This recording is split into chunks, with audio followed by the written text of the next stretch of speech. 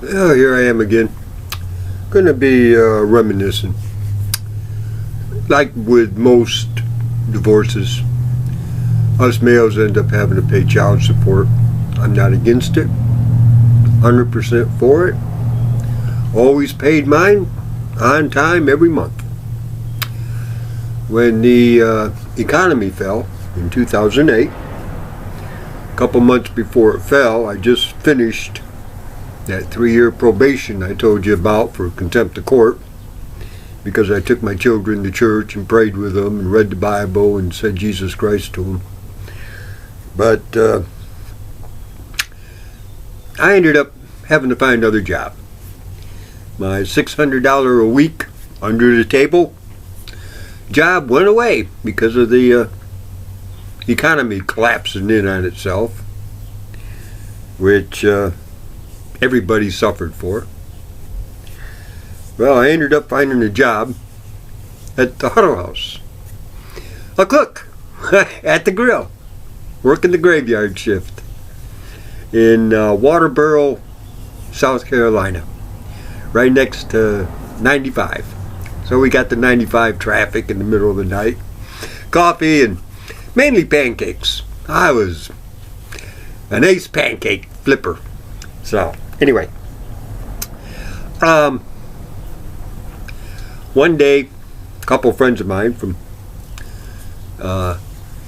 Somerville stopped by and told me that got to watch my back because they're coming after me again.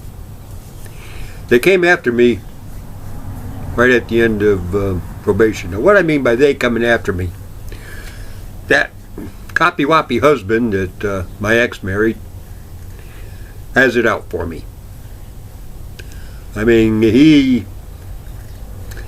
kept trying and kept trying. Well, when the economy fell and I ended up moving to Waterboro,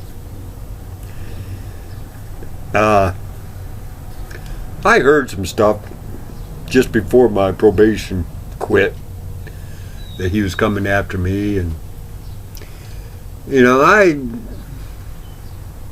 covered my six, and that happened twice. Well, they say the third time's a charm. So I said, well, if it happens again, then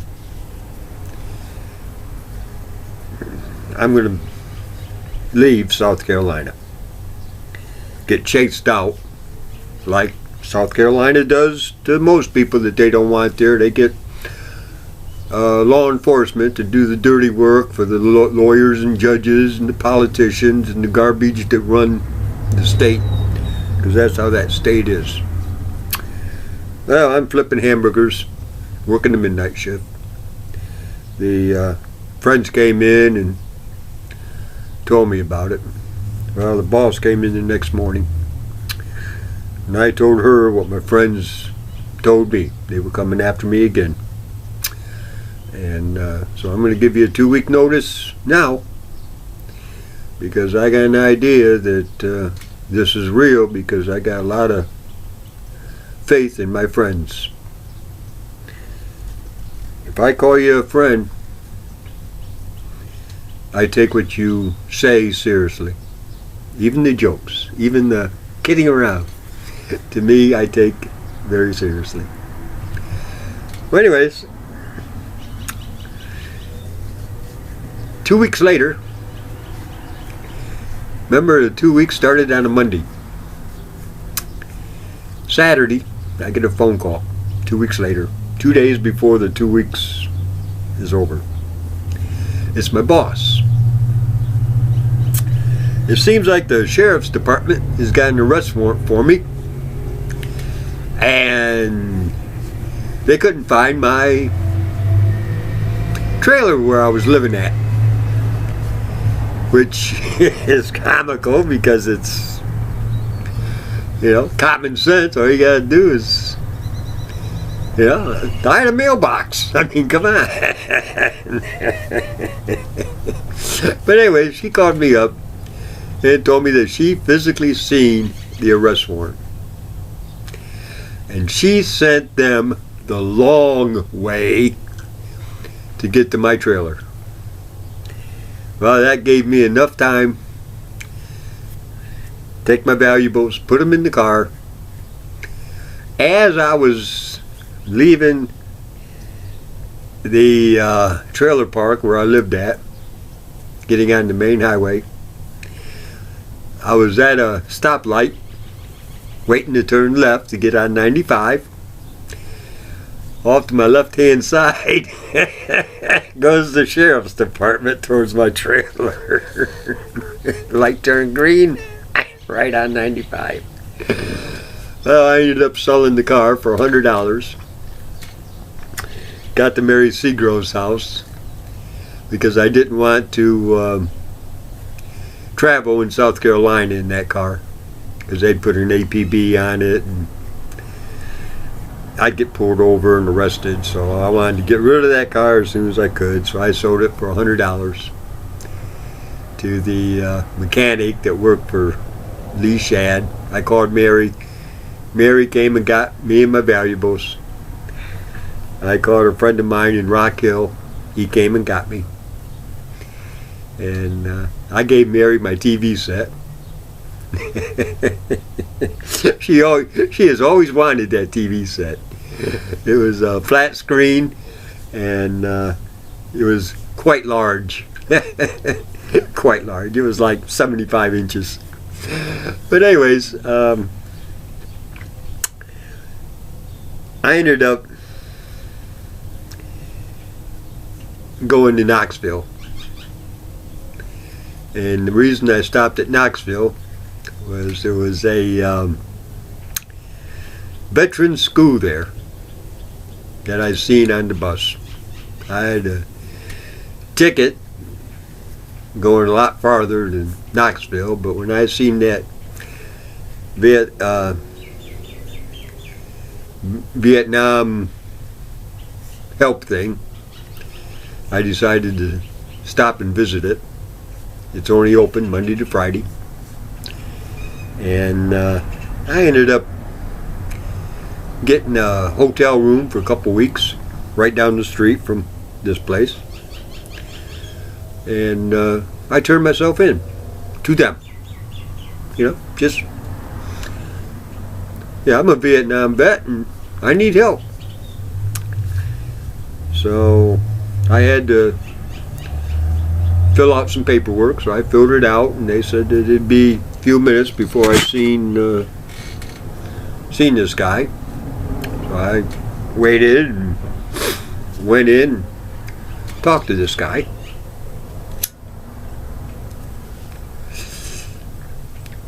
And all we did was talk about current events, what I've done since I retired, and what was going on in my life personally. You know, I told him. And he goes, well, it looks like we can help you. And I went, great. What's all these stuff about anyways? You know? I didn't think I'd have to open up my personal life to you. Well, apparently Vietnam vets are, a lot of them, because of the drugs over there, became addicted to drugs. Because of the cheap beer, they also became alcoholics. So that school was basically for rehabilitation from drugs and alcohol. And they send you back to school, put you in college, that kind of crap. So I turned, you know, hey, this sounds good. Well, they asked me if I needed a place to live. Nah, I got a hotel room for 2 weeks. Well, can you afford it month to month? Yeah, not really, but, you know, I can make ends meet. Well, the guy that worked there had a friend that had another friend that saved me a couple $100 a month on this apartment. And World Trade Circus or something was in Knoxville back in the late 60s, early 70s, and this apartment complex was made for that. It was on a hill. So I got that apartment, and they got me a bus ticket. That bus ticket cost me $10 a month. All the riding on the bus, public transportation I wanted for $10 a month because of me being a vet. So I ended up having to do a what do you call it? That thing you put together for a job. You know, your life history. Well, in order to do that, I had to go to college. Because I had to learn computers. Because computers is the now generated thing. And what I know now dealing with this thing compared to then,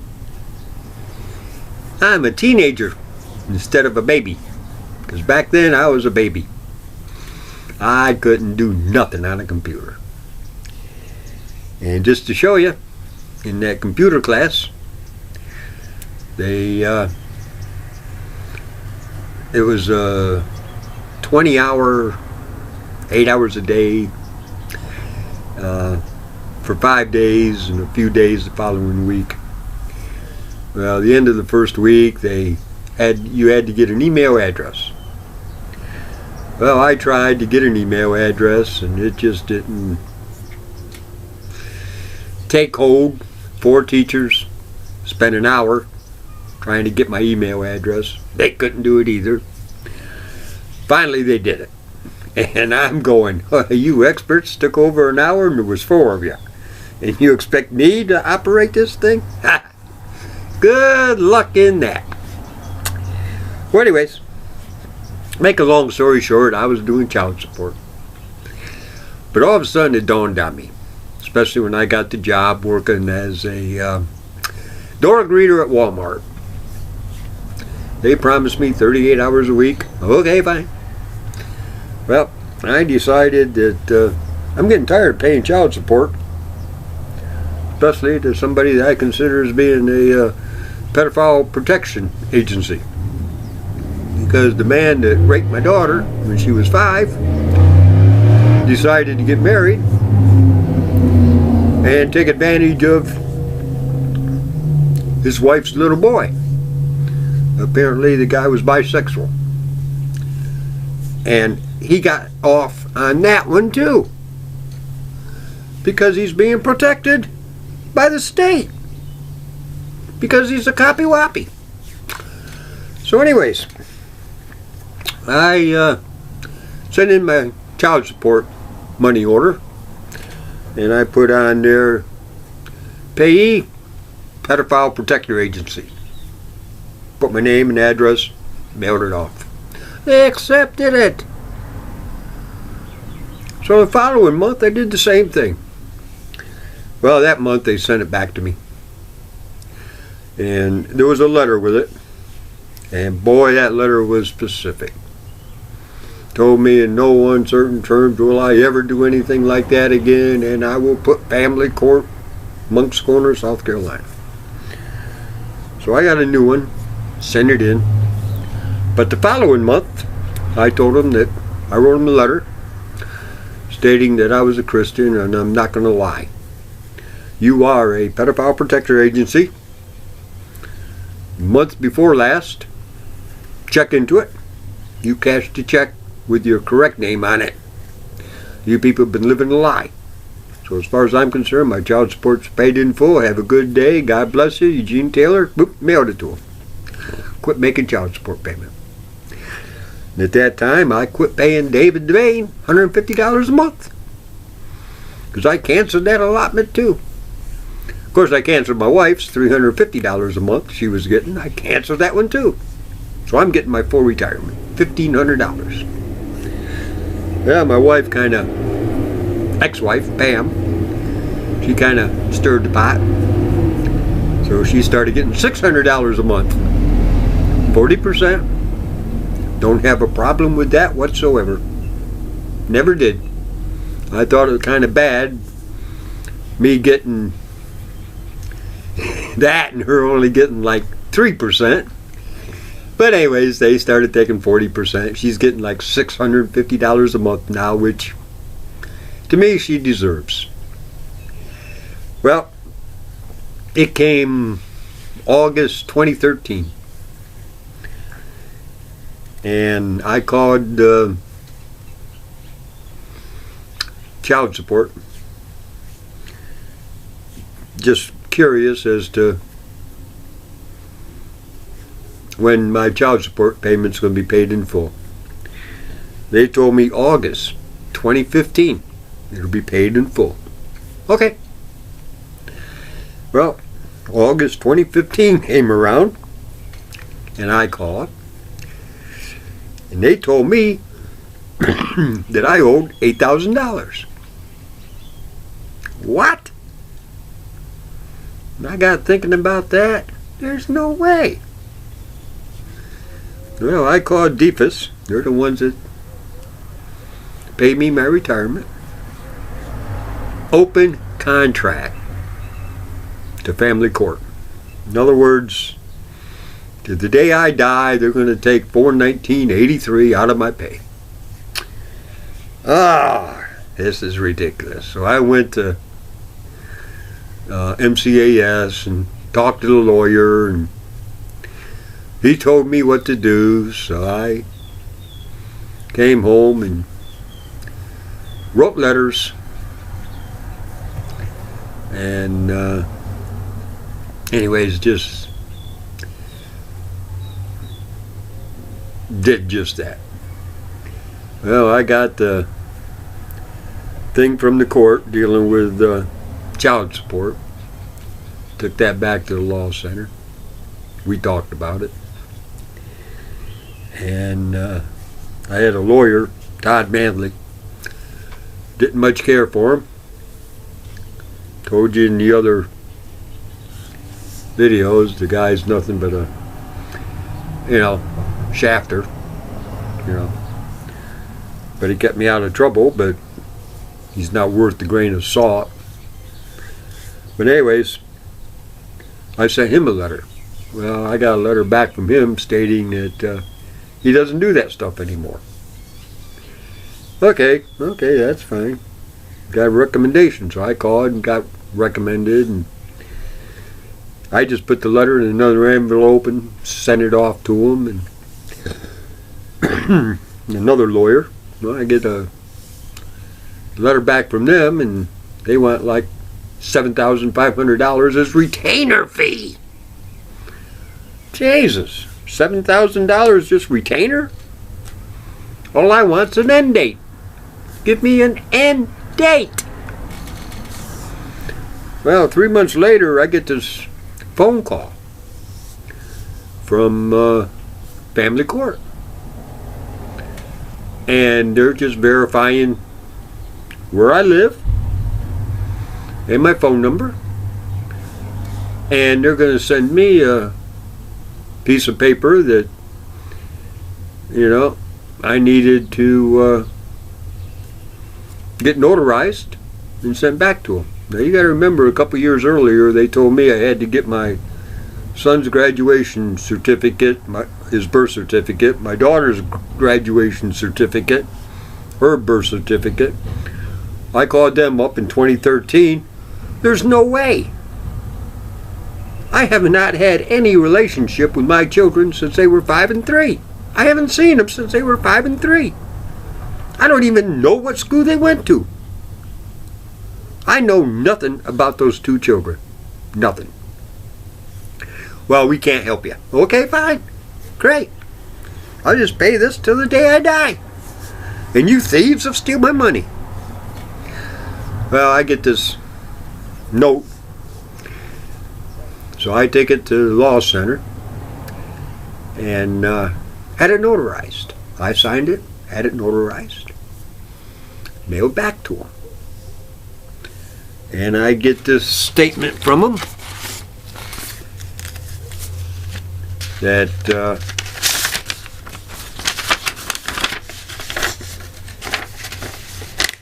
Right here.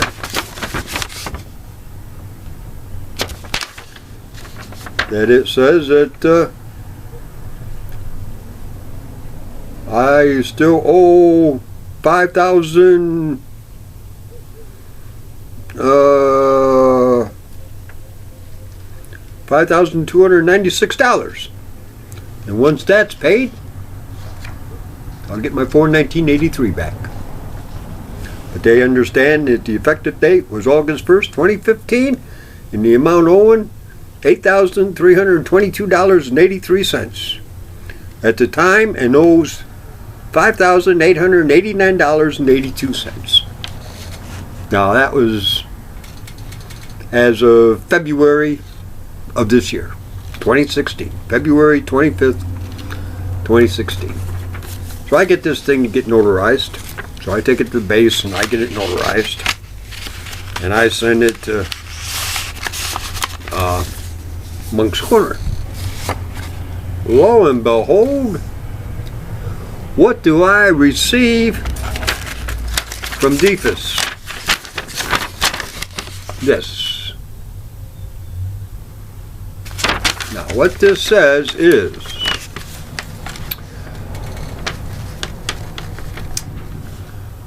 pay item description.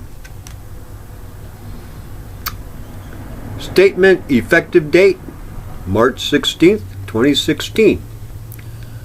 New pay due as of April 1st, 2016, which is in a few days. I will receive $977.95, which means my garnishment has ended of $405.51, because if you add $572.44 and $405.51, you come up with $977.95. And I'm going, fantastic. I love it. Now my question is, what about the $5,000 I owe?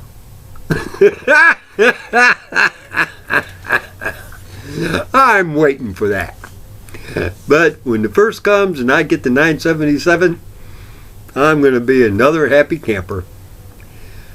And again, karma goes around, comes around. So, anyways, with that, I'm just telling you that I'm having a fantastic good day. I'm going to take $100 of that, and I'm going to play the big money at the casino. $3 a spin for $100. Maybe I'll win that $15,000 and buy myself another little scooter. Anyways, I'm looking at 23.19. I'll probably cut this thing off at I'll cut it off at 23:30. Have a glorious day, and may God bless. Bye.